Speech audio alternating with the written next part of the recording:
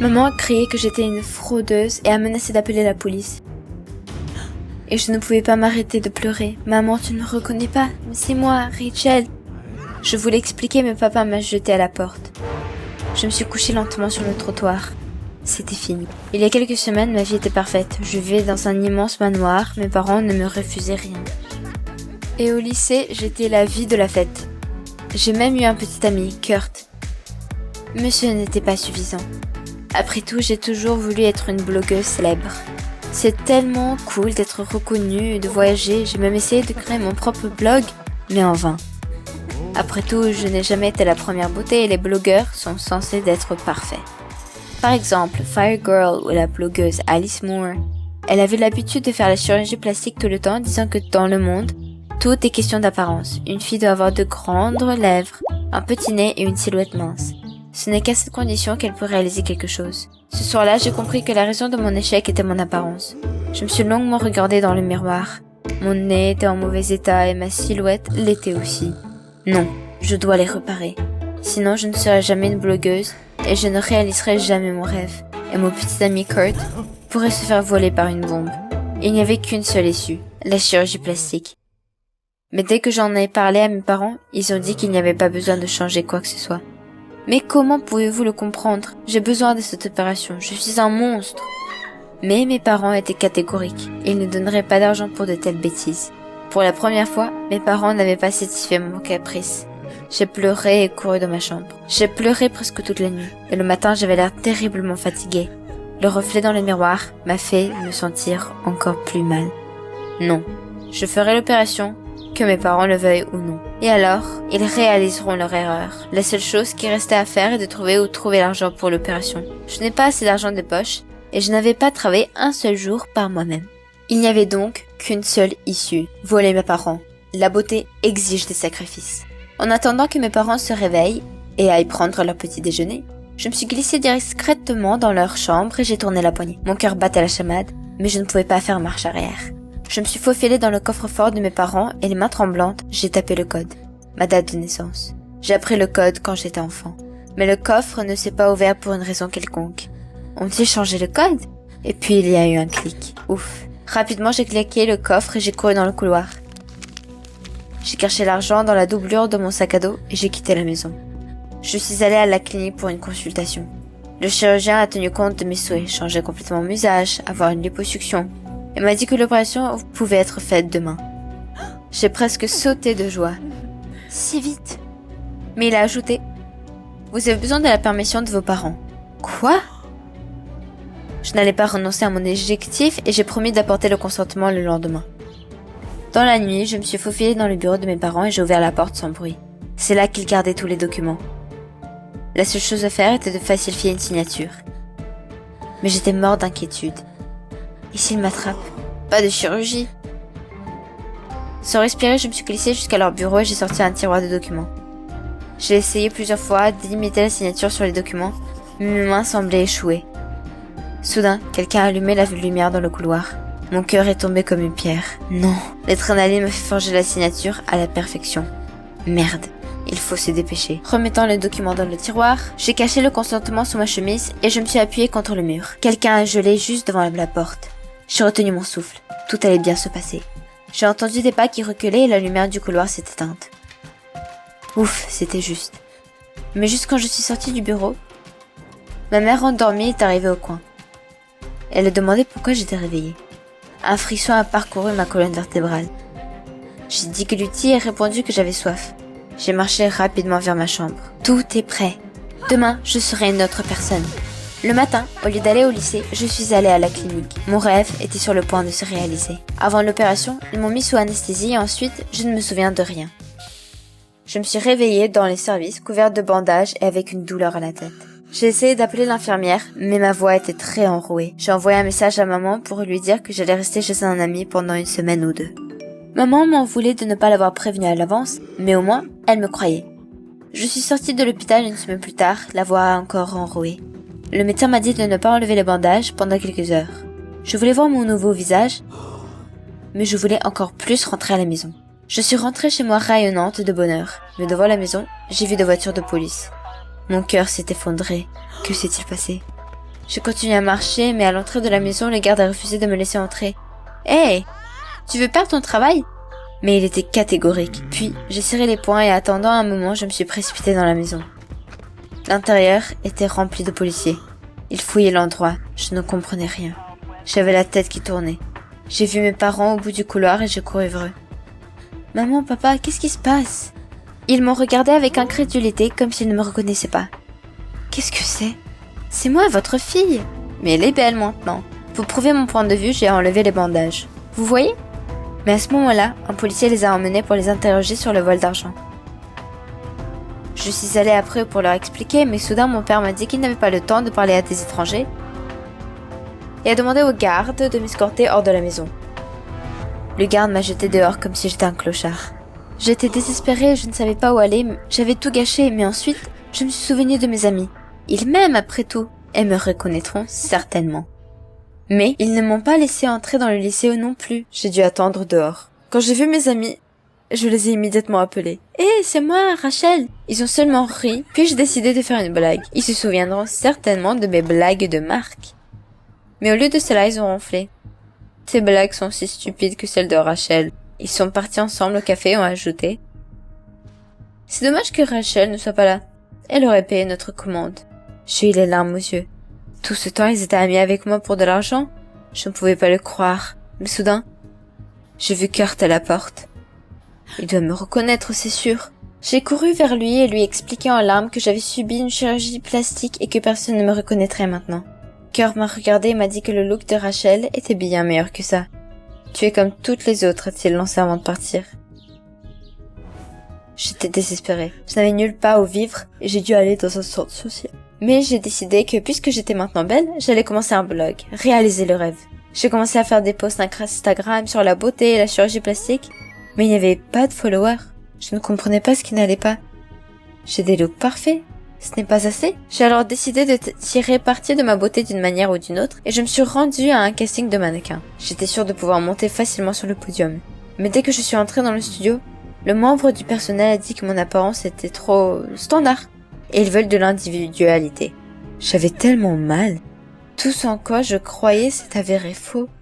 Et c'est là que ma mère m'a appelée. J'ai décroché le téléphone avec des mains tremblantes, et quand j'ai entendu sa voix, je n'ai pas pu m'en empêcher. Je veux rentrer à la maison. J'ai dit toute la vérité sur l'opération et le vol de l'argent et j'ai ajouté tranquillement. Vous ne le croirez peut-être pas, mais je peux confirmer que je suis votre fille. Quand je suis rentrée à la maison, mes parents m'ont regardée avec incrédulité comme si j'étais une fraudeuse. Leurs regards m'ont rendue encore plus malade. Mais je me suis ressaisie et j'ai tapé le code du coffre, que seule notre famille connaissait. La porte s'est ouverte. Ma mère s'est alors levée d'un bond, m'a prise dans ses bras et m'a embrassée sur les joues, en pleurant et s'excusant de ne pas m'avoir cru au début. J'ai pleuré et je me suis excusée d'avoir volé l'argent. Je voulais juste réaliser un rêve. Mes parents n'étaient pas en colère contre moi, ils m'ont simplement pris dans leurs bras. L'essentiel était que j'aille bien. Ils m'aimaient de toutes les façons et dans toutes les conditions. C'est ce qui est le plus important. Des looks standards, des followers qui courent après, ce n'est pas ce que je voulais. Être moi-même est tellement mieux. Mes parents m'ont donné de l'argent pour une nouvelle opération. J'ai retrouvé mon ancien visage. Lorsque mes parents ont découvert mon rêve de devenir blogueur, ils m'ont donné l'idée. J'ai donc lancé un blog Instagram sur les thèmes de l'amour et de soi et de son corps. J'ai aidé les gens à s'accepter. Et à force de travail, j'ai gagné des abonnés. J'ai rapidement eu plus d'1 million d'abonnés. Et je ne parlais plus à mes amis et à Kurt. Je me suis fait de vrais amis sur le blog. Et mon rêve est enfin devenu réalité. Mais pas de la manière dont je m'y attendais. Vous aimez la vidéo ? Inscrivez-vous et mettez un like et soutenez la chaîne. Merci! Avec des mains tremblantes, j'ai retiré les bandages de mon visage. Le public du concours de beauté s'est figé. « Tu es la meilleure !» criait ma mère depuis le premier rang. Finalement, j'ai ouvert mon visage et le public a halté. Et ma mère a soudain serré son cœur et est tombée. « Non, ce n'était pas censé de se terminer comme ça !» Et tout a commencé par une lettre il y a quelques semaines.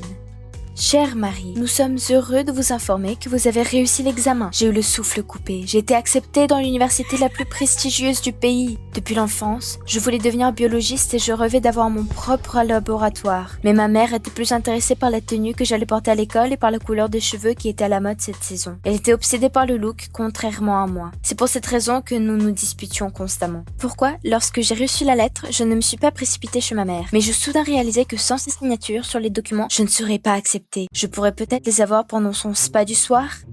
Ma mère allait le signer sans regarder et c'était fini. C'est réglé. J'ai marché prudemment vers maman. Elle était assise sur une chaise de massage portant un masque au concombre. Elle était si détendue qu'elle ne remarquerait rien. Je lui ai tendu le document. C'est pour un cours de biologie, il me faut une signature. Mes paumes transpiraient d'excitation mais j'ai tenu bon. Maman a dit qu'elle allait le signer. Mais d'abord, une surprise. Une surprise? J'étais nerveuse. D'habitude, je n'aimais pas les cadeaux de maman. Tu vas rentrer dans un concours de beauté, a-t-elle déclaré avec joie. C'était une blague. J'avais des choses plus importantes à faire. Et puis maman a enlevé le concombre de ses yeux et a commencé à lire attentivement les documents. Oh non! Maman était silencieuse et mon cœur battait la chamade. Les minutes se sont écoulées sans fin. Et soudain, elle a souri. Quoi? Elle n'était pas en colère? Ma mère a calmement dit que je pouvais aller à l'université, mais à une condition. Je devais gagner le concours de beauté. Quoi? Les scientifiques ne marchent pas sur la piste en bikini. J'ai couru vers ma chambre en claquant la porte derrière moi. Je n'ai pas pu dormir de la nuit. Dans sa jeunesse, ma mère participait constamment à des concours, mais elle n'a jamais réussi à obtenir la première place. Elle était alors enceinte de moi et le jury a considéré qu'elle était en surpoids. Maintenant, elle voulait s'en prendre à moi. Et si je refusais, au revoir l'université. Le matin, je me suis réveillée à cause de ma mère qui a fait irruption dans ma chambre. Elle m'a dit qu'elle avait passé toute la nuit à regarder les photos des finalistes des concours de beauté et qu'elle avait découvert les traits du visage à la mode. Et puis elle a dit que je n'atteignais pas l'idéal. Mais c'est réparable, poursuit-elle calmement.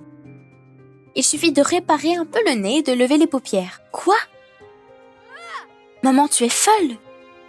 Et puis elle a laissé échapper qu'elle avait déjà signé un contrat avec une clinique. J'étais hors de moi en colère. Et ma mère m'a immédiatement rappelé la condition. Sans la couronne des finalistes, il n'y aurait pas de signature pour le collège. En serrant les dents, j'ai accepté. Je trouverais quand même en sortir. Nous sommes montés dans un taxi, je me suis regardée dans le miroir du chauffeur. Mon nez est normal. Le médecin va sûrement dire la même chose. Mais en arrivant à l'hôtel, j'ai remarqué des gardes bien costauds à l'entrée. Bizarre, pourquoi était-il là? Ma mère m'a conduit dans le cabinet du médecin, docteur étrange, et il m'a immédiatement regardé de haut en bas. Ah, il n'allait sûrement pas trouver de défaut en moi. Et puis étrange a dit que mon nez était un peu tordu. Et les paupières tombaient. Ok, ça suffit. Il n'était pas question que je me fasse opérer. Puis j'ai eu une idée. J'ai chuchoté à ma mère que j'avais laissé mon baume à lèvres dans la voiture. Elles sont tellement fissurées et c'est inacceptable pour une future reine de beauté. Ma mère m'a regardé d'un air incrédule, puis elle s'est mise à sourire. J'écoutais enfin ses conseils. Quand elle est partie, j'ai immédiatement ouvert mon sac à dos, j'ai sorti tout mon argent et l'ai remis au médecin. Vous pouvez mentir à ma mère en disant que j'ai des contre-indications? Mais le médecin m'a jeté un regard furieux et m'a ordonné de mettre l'argent de côté. Je l'ai supplié de m'aider, mais il n'a rien dit. Puis maman est revenue. Bon sang! J'ai eu à peine le temps de ranger l'argent, j'avais peur que le docteur étrange lui dise tout. Et tout ce qu'il a dit, c'est que nous pouvions partir. Ai-je vraiment réussi? Et puis, au lieu de quitter l'hôpital, ma mère m'a emmenée dans un des pavillons. Quoi? Ma mère a dit que l'opération aurait lieu dans 3 jours, et qu'entre-temps, je resterai à la clinique. Non! Je ne resterai pas ici. Ignorant ma mère, je me dirigeais vers la sortie. Soudain, la route a été bloquée par les mêmes gardes de sécurité. Mais qu'est-ce qui se passe? Les gardes m'ont reconduit au pavillon. Ma mère a crié que je la remercierais. J'ai essayé de m'éloigner, je n'arrivais pas à croire ce qui s'est passé. Ma mère m'a enfermée dans la clinique pour me faire opérer contre ma volonté. J'ai été poussée dans le service. Puis les infirmières sont immédiatement apparues et ont commencé à m'arracher mes vêtements. J'ai lutté du mieux que j'ai pu, mais bientôt j'étais en pyjama d'hôpital. Les infirmières ont pris mes vêtements et sont parties. Je regardais autour de moi. Toutes les filles dans le pavillon étaient bandées, comme des momies. Certaines avaient des tubes qui sortaient de leurs bandages et qui coulaient d'un liquide dégoûtant. Perk. Je dois partir d'ici immédiatement. Pendant quelques heures, j'ai fait semblant de dormir, écoutant les pas des gardes et en calculant quand elles se déplaçaient dans le couloir. Mais j'allais me faire prendre tout de suite dans mon pyjama d'hôpital. Les voisines ronflaient doucement dans leur lit. Bien sûr, elles n'ont pas été amenées ici par la force. Attends, ça veut dire que personne n'a pris leurs vêtements. Donc, je pouvais les emprunter. Tremblante d'excitation, je me suis glissée sur la table de nuit d'une des patientes et j'ai ouvert la porte. La table de nuit grinça doucement et la jeune fille se retourna sur le côté. Son visage bandé était juste devant le mien. Mais la voisine a reniflé à nouveau. Mais où en suis-je arrivée? Je me suis empressée de me changer et bientôt je me suis glissée dans le couloir. J'espérais que personne ne m'entende. Il n'y avait que quelques mètres jusqu'à la sortie. Soudain, quelqu'un m'a attrapée par l'épaule. J'ai crié « Le garde !» Je me suis figée. Et la fille bandée a soudain surgi dans le couloir et a crié que je lui avais volé ses vêtements. C'était la fin. Le garde a appoyé.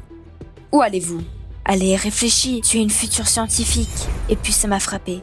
J'ai bâillé et puis j'ai demandé innocemment. Étais-je encore en train de somnambuler? Le garde m'a jeté un regard perçant. Et puis il a dit doucement que sa sœur était aussi somnambule, alors il comprenait. Mais dès qu'il nous a emmenés dans le pavillon et qu'il est parti, la fille a crié qu'elle savait que j'étais une menteuse et une voleuse. Quand je me suis déshabillée, elle a pris les vêtements de mes mains et s'est dirigée vers son lit. Je suis allée me coucher aussi, mais je ne pouvais pas m'empêcher de penser à m'enfuir. Je me suis endormie que le matin. 1 heure plus tard, Docteur Étrange m'a réveillée. Il tenait un marqueur dans sa main. Je me suis immédiatement redressée. Qu'allait-il faire? Le docteur a dit que pour l'instant, il ne ferait que me marquer ou réparer le visage. Non, ne faites pas ça! Mais les infirmières ont saisi mes bras, m'empêchant ainsi de m'échapper. Laissez-moi partir, bande de connards! Étrange tressait déjà des lignes sur mon visage, et je ne pouvais que tourner la tête impuissant, et je me sentais comme une poupée insignifiante. Finalement, le médecin m'a laissé partir. En plein désespoir, j'ai couru dans la salle d'attente et j'ai demandé à la secrétaire de composer le numéro de ma mère. « Maman, s'il te plaît, annule l'opération !» Mais elle a seulement dit que j'étais encore jeune et que je ne comprenais pas. Les gens valorisent l'apparence, pas l'intelligence. Elle a raccroché. Je n'avais jamais été aussi déprimée auparavant. Et puis la fille à qui j'avais volé les vêtements s'est approchée de moi. J'ai frissonné. Que voulait-elle? Mais elle s'est présentée comme Anne et elle a dit qu'elle avait entendu ma conversation avec ma mère. J'étais si triste et bouleversée que je ne voulais pas parler. Mais Anne a dit qu'elle comprenait parfaitement pourquoi j'essayais de m'échapper. « Ouais, c'est ça, tu comprends. Tu es assise là, toute bandée. » Mais Anne soupira. Elle avait autrefois beaucoup de complexes et elle a décidé de changer de visage. Au début, c'était réussi, mais ensuite...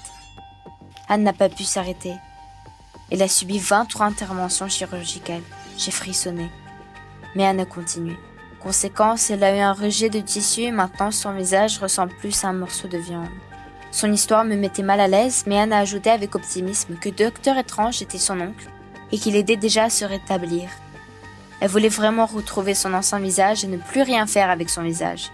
Oui, tu ne peux souhaiter cela à personne. Anne a souri tristement et a dit que ma mère faisait une fixation sur l'apparence à cause de complexes. Il faut lui montrer les conséquences avant qu'il ne soit trop tard. Exactement! Je devais lui prouver que la chirurgie plastique pouvait être néfaste. Et puis il changerait d'avis et me laisserait aller à l'université. Et puis j'ai imaginé un plan. Ça donnerait certainement une leçon à ma mère. Anne était heureuse de l'apprendre et m'a dit qu'elle savait déjà comment m'aider. Anne a rapidement tout expliqué au docteur Étrange. Au début, elle m'a jeté un regard méprisant, mais elle a ensuite accepté. Ce n'était que pour Anne qu'il était prêt à m'aider. Je ne pouvais pas croire à ma chance. Nous nous sommes préparés pendant longtemps et le temps a passé vite. Je suis allée au concours avec le visage complètement bandé. Dès que ma mère m'a vue, elle a immédiatement voulu regarder mon visage parfait. Mais je lui ai mystérieusement répondu qu'il n'était pas encore temps. Je ne montrerai à tout le monde qu'au concours. Alors, tremblante d'excitation, je suis montée sur scène et j'ai commencé à dévoiler mon visage. Au bout de quelques secondes, le public a haleté. Je n'avais pas de nez, pas de joues, pas de bouche. Au lieu d'un visage, un morceau de viande plat. Il y a eu un silence et puis j'ai entendu un cri. Ma mère s'est agrippée à son cœur et est tombée. Au début, je pensais que c'était un malaise. Elle saura mieux que m'envoyer en chirurgie. Mais une minute a passé et elle ne s'est pas levée. Quelqu'un dans le public se pencha sur elle. Pas de pouls ai-je entendu peu après. Immédiatement, ma vision s'est assombrie. « Maman !» Après quelques minutes, une ambulance est arrivée et ma mère a été emmenée aux soins intensifs. Oh mon Dieu, qu'est-ce que j'ai fait? J'ai écouté les bips de l'équipement dans le pavillon de ma mère et j'étais si agitée. Toute ma vie, je pensais que j'étais mieux que ma mère parce que je m'intéressais à la science, mais pas aux limes à l'ongle. Mais il s'est avéré que je n'étais pas plus intelligente parce que je n'avais même pas pensé à ses sentiments. Le soir, je m'asseyais à côté du lit de ma mère et je priais seulement pour qu'elle reprenne ses esprits. Soudain, ma mère a ouvert les yeux. Je me suis immédiatement précipitée pour l'embrasser et en larmes, j'ai commencé à demander pardon. « Maman, c'est de ma faute !» En réponse, ma mère m'a chuchoté qu'elle ne valait pas mieux. Elle voulait me forcer à défigurer mon visage au nom d'un concours. Soudain, j'ai reçu un texte d'Anne. Je l'ai ouvert et j'irai à travers mes larmes. J'ai quand même gagné le concours au concours du meilleur maquillage. Puis ma mère a craqué et s'est mise à pleurer aussi. Elle a dit qu'elle voulait réaliser son rêve en se servant de moi, mais elle a réalisé que chacun avait sa propre vie. Elle m'a laissé aller à l'université sans aucune condition.